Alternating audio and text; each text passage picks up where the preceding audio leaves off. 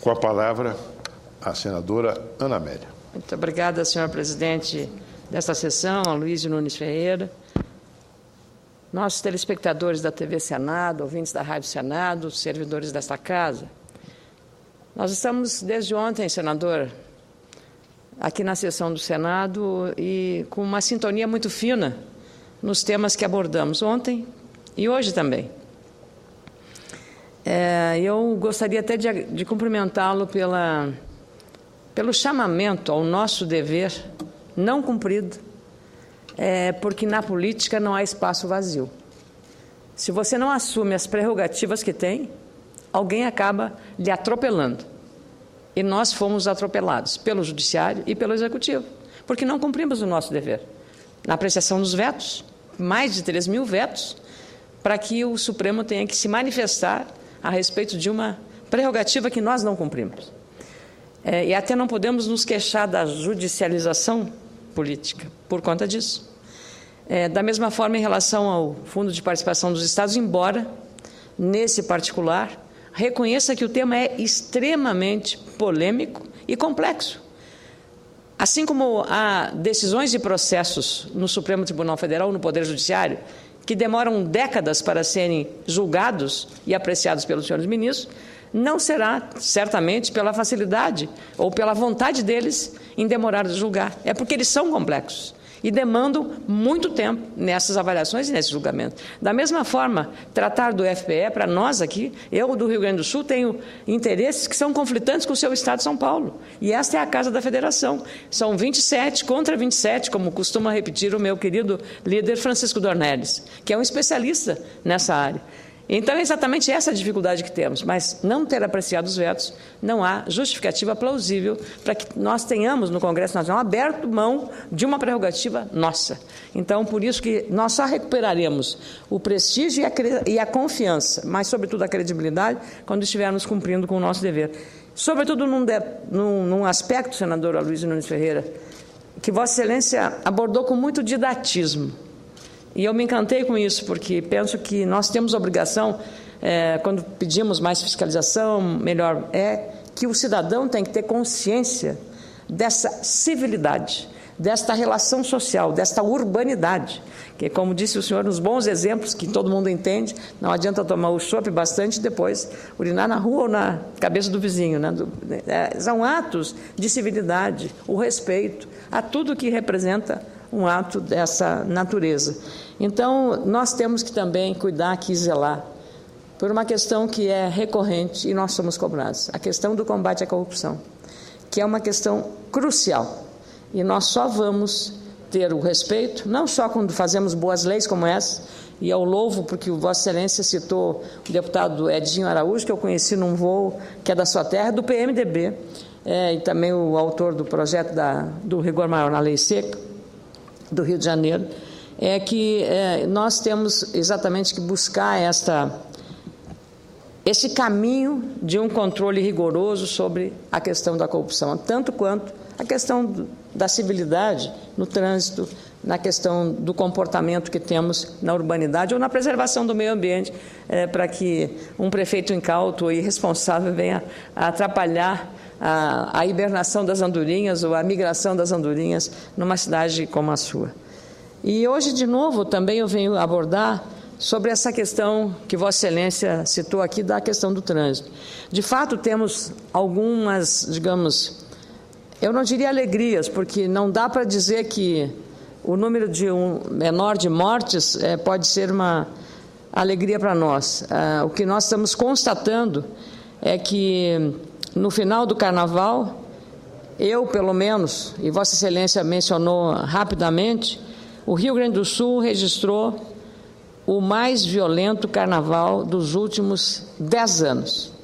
Ao contrário da estatística brasileira, que foi uma redução do número de mortes e do número de acidentes. E foram 33 vítimas no Rio Grande do Sul. Essas mortes aconteceram em rodovias, 14 delas em rodovias federais, 14 em rodovias estaduais e mais 5 em rodovias municipais. A dor das famílias, das 239 vítimas fatais do incêndio de Santa Maria, nós somos obrigados a lidar também com esse trágico número, que é a repetição do acidente da mortandade, uma verdadeira guerra civil no nosso Estado. No ano passado, o feriadão terminou com 16 vítimas fatais nas estradas gaúchas, contra 20 mortes em 2011. Mesmo com o rigor da lei seca e com a fiscalização mais rigorosa, o meu Estado, isso sublinhado por Vossa Excelência com muita correção, apresentou estatísticas preocupantes. É importante ressaltar, claro, também faço como o senhor fez, a eficiente atuação da Polícia Rodoviária Federal. Neste carnaval, aumentaram em relação ao carnaval de 2012 os testes usando o bafômetro, o aumento dessas autuações em 183%. As autuações de motoristas, 37% o aumento, e as prisões em flagrante em 23%. São números importantes, mas eles refletem apenas uma parcela da realidade das nossas rodovias. Como bem disse hoje, avaliando num comentário, o jornalista Alexandre Garcia, da TV Globo, no Bom Dia Brasil, ele que é um atento analista dessas questões de trânsito, a tragédia nas estradas brasileiras, que incluiu o aumento da frota de motos, aumento de caminhões e carros, é muito maior. Significa quase uma tragédia diária semelhante à da Boate Kiss, lá de Santa Maria.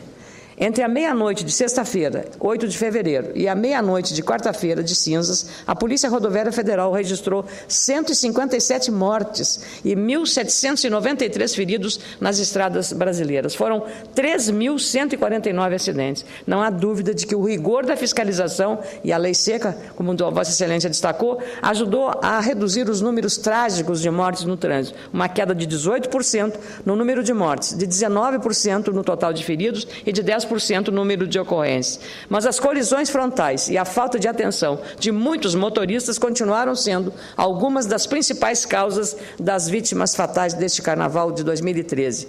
Foi o que alertei, aliás, exatamente há uma semana, na sexta-feira, nesta mesma tribuna, alertando para que os motoristas tivessem mais cuidado, preservando a sua vida, da sua família e também de terceiros. A tolerância zero, os novos meios de prova, como os bafômetros mais rigorosos, e a elevação do valor das multas foram aliados importantes na luta contra as trágicas estatísticas das estradas brasileiras.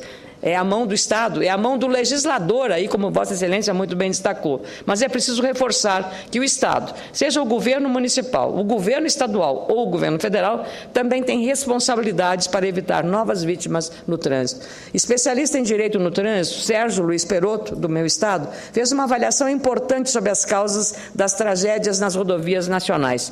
Ele, inclusive, esteve nesta casa, a meu convite, para enriquecer o debate Políticas para o Trânsito Seguro de Motocicletas, realizado no ano passado com a ajuda da Comissão de Assuntos Sociais. Segundo esse especialista, a lei de trânsito, por si só, não opera milagres. É preciso investir, ao mesmo tempo, em infraestrutura viária, educação e fiscalização no trânsito, segundo um artigo que ele publicou, inclusive, nesta semana no jornal Zero Hora. Temos um código de trânsito com 15 anos de existência, mas é referência no mundo inteiro esse nosso código, prevendo punições severas, como a multa de R$ 1.915 e a suspensão da habilitação para quem for apanhado dirigindo depois de consumir bebida alcoólica.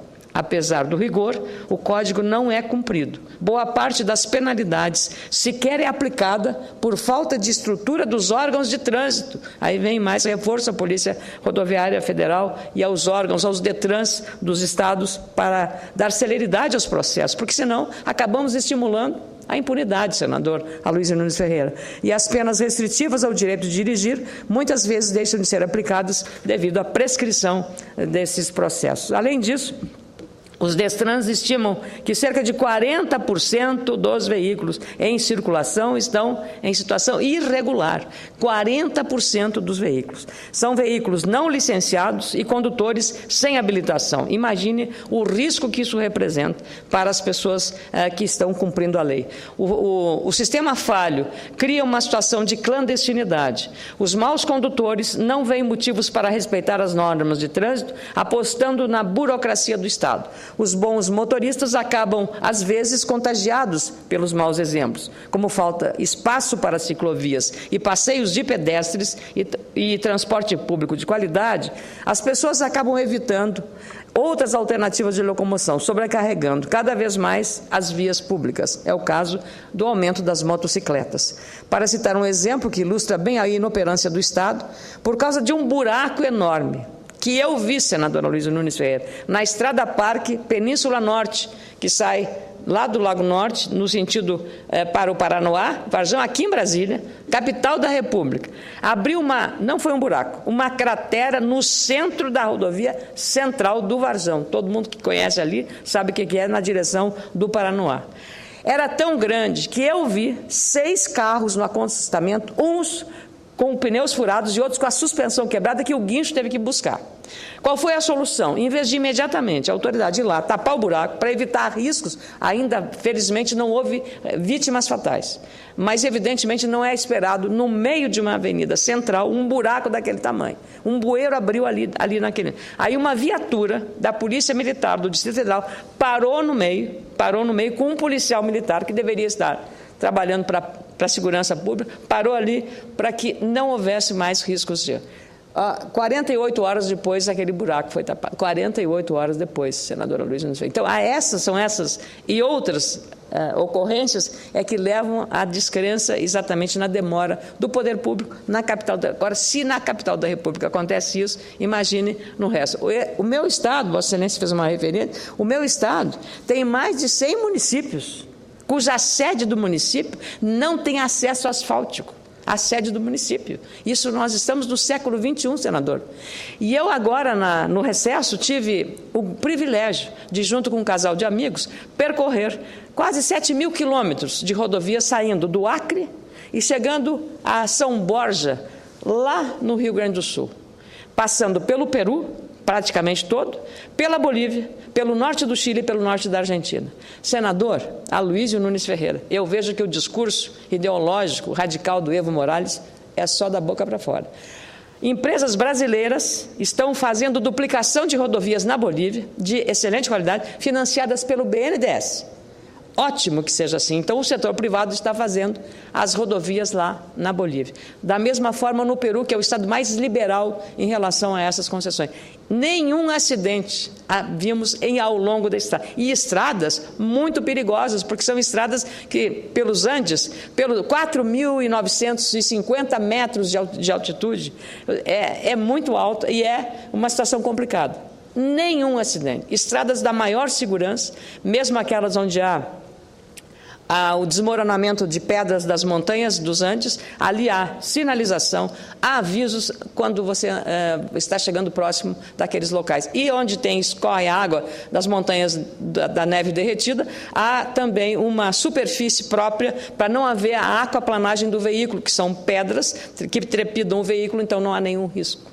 Então, tecnologia usada para isso. Então, tudo isso mostra que nós estamos, o Brasil, este país, a 8ª potência do mundo, numa situação de, no século XXI, termos rodovias que estão contribuindo pela sua fragilidade, falta de sinalização, buracos ou não conservação.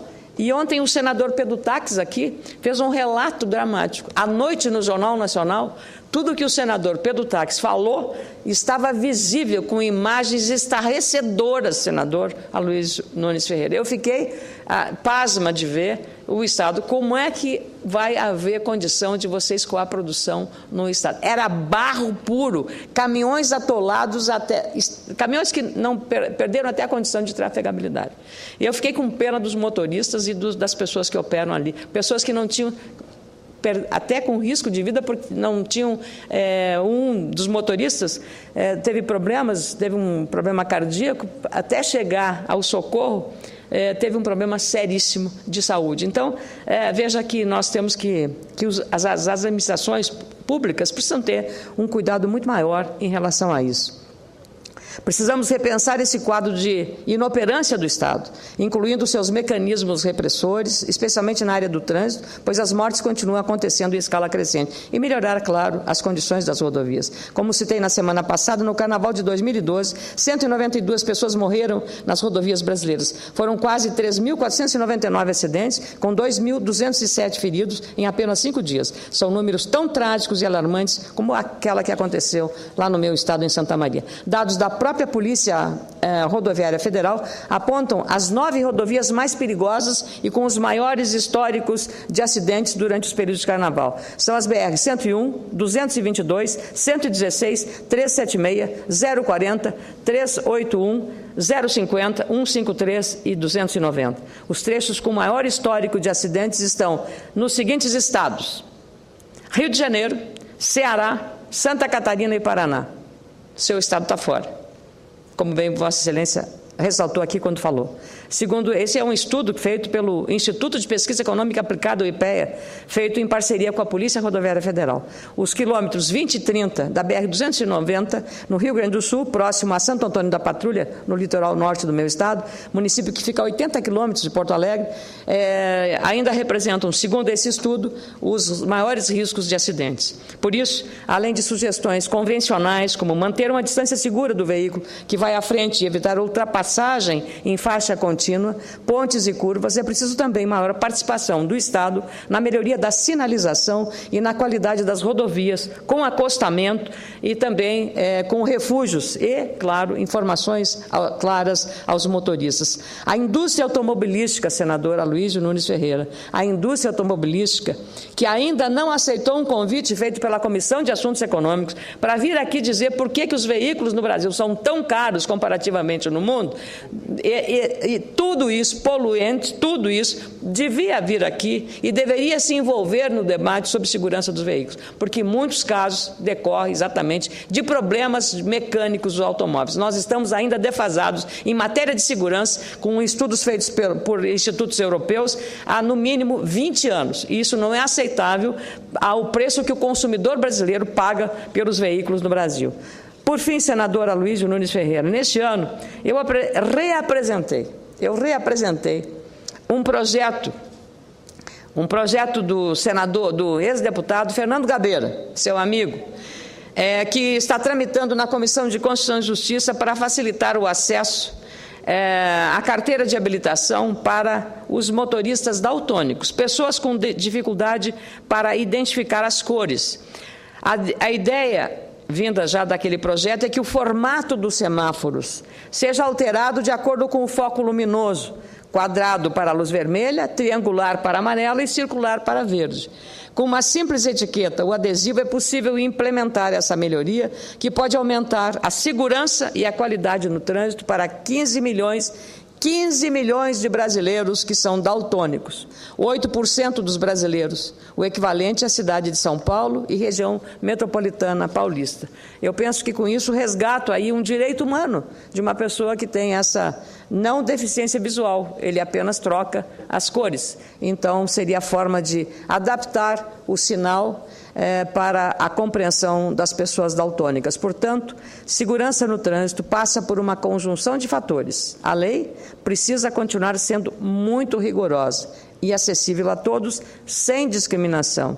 A fiscalização tem que ser intensificada, provou agora pelo trabalho exemplar da Polícia Rodoviária Federal, que, como o senhor, eu também desejo que os governos estimulem e aumentem as condições materiais e, sobretudo, humanas para esses profissionais. O motorista deve prestar muita atenção, com cuidado redobrado, aos riscos de dirigir à noite ou ter cautela ao dirigir com chuva. Além disso, o Estado precisa cumprir seu papel, oferecendo melhor estrutura, rodovias e estradas com segurança, bem sinalizadas. Quando todos fizerem a sua parte, as mortes no trânsito cessarão, não só no meu estado, mas em todo o Brasil. E nós deixaremos de, a cada fim de carnaval, ter que vir à tribuna para falar sobre estatísticas trágicas que acabam enlutando centenas de famílias em nosso país. Muito obrigada.